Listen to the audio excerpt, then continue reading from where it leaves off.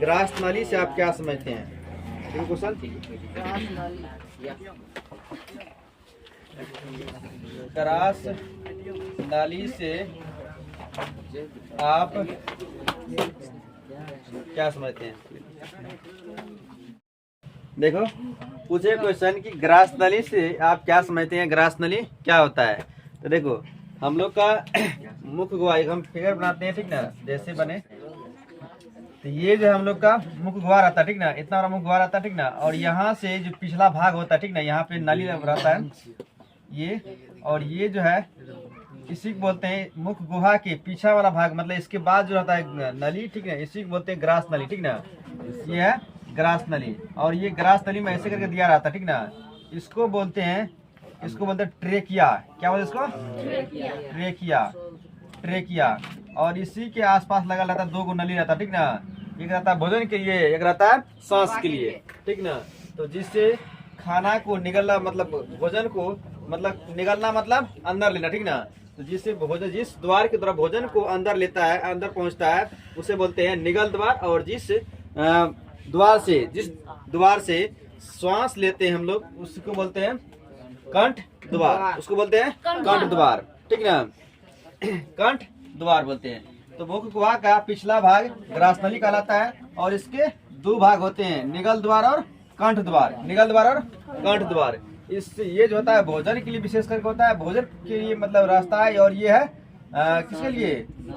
सांस लेने के लिए, सांस के लिए।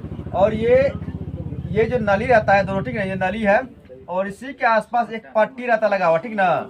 इस पट्टी को नाम है एपिग्लोटिक्स। क्या नाम इसका? एपिग्लोटिक्स। इसका नाम है, इस पट्टी का नाम है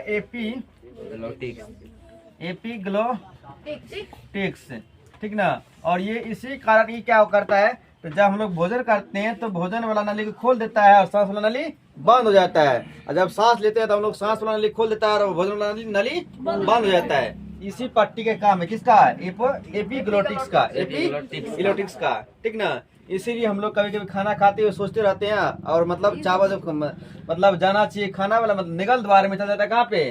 कंठ द्वार में। अगर खाना खा रहे हैं तो मिस से क्या होता है, कंठ द्वार में चल जाता है। कंठ में चल जाएगा, क्या होगा? फंसेगा। इसीलिए हम लोग को क्या जोर से मतलब बोलते हैं, हम लोग सरक जाते हैं, ठीक ना। तो एपिग्लोटिक्स क्या होता है? एक पट्टी है जो कि निगल द्वार और कंठ द्वार के ऊपर में लगा रहता है, ठीक ना। तो हम लोग पहले समझते हैं निगल द्वार क्या होता है। देखो, निगल द्वार किसे कहते हैं? निगल द्वार किसे कहते हैं? निगल द्वार किसे कहते हैं? किसे कहते हैं? निगल द्वार किसे कहते हैं? लिखना है कि वह भाग, उत्तर लिखना इसका, निगल द्वार, तो लिखो वह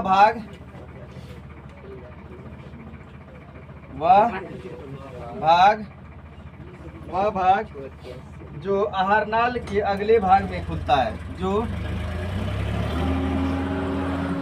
आहारनाल के अगले भाग में खुलता है, अगले भाग में खुलता है,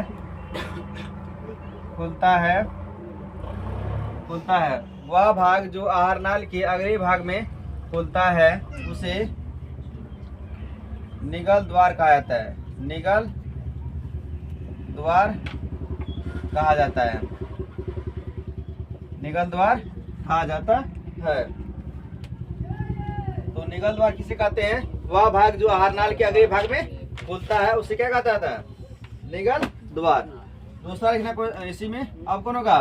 कंठ द्वार। कंठ द्वार किसे कहते हैं?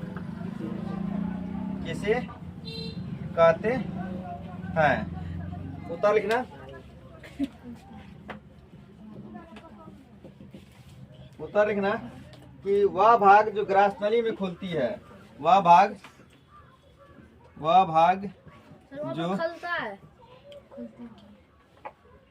खुलता है, वह भाग जो ग्रास नली में खुलती है, ग्रास नली में, श्वास नली में खुलती है, सॉरी, श्वास नली में खुलती है, वह भाग जो श्वास नली में खुलती है, वह भाग जो श्वास नली में खुलती है उसे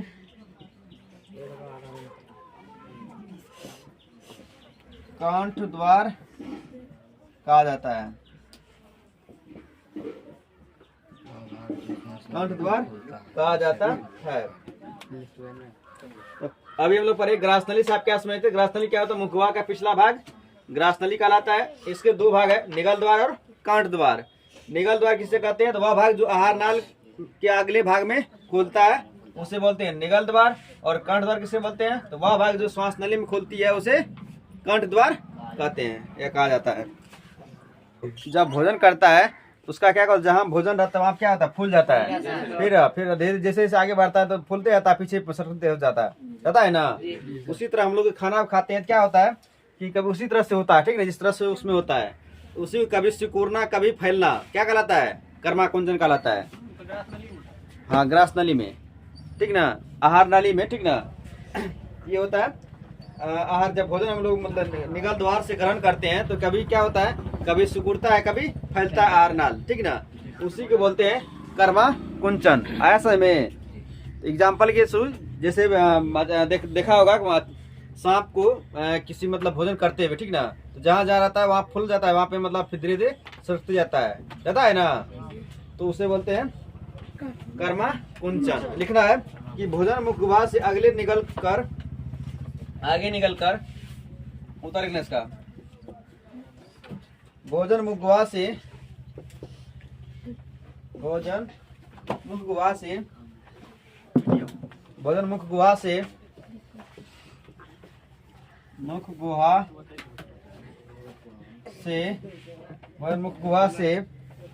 आगे निकल कर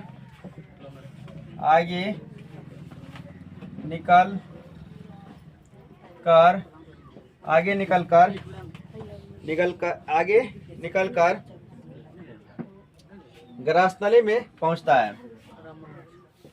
ग्रास नली में पहुंचता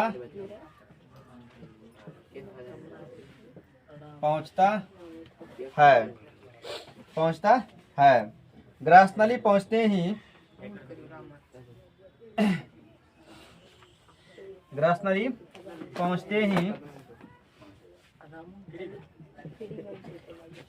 ग्रास नली पहुंचते ही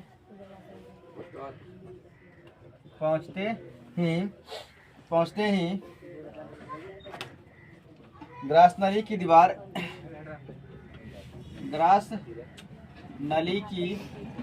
दीवार सिकुड़ने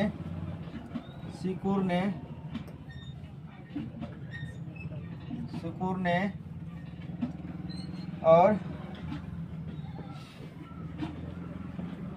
फैलने लगता है।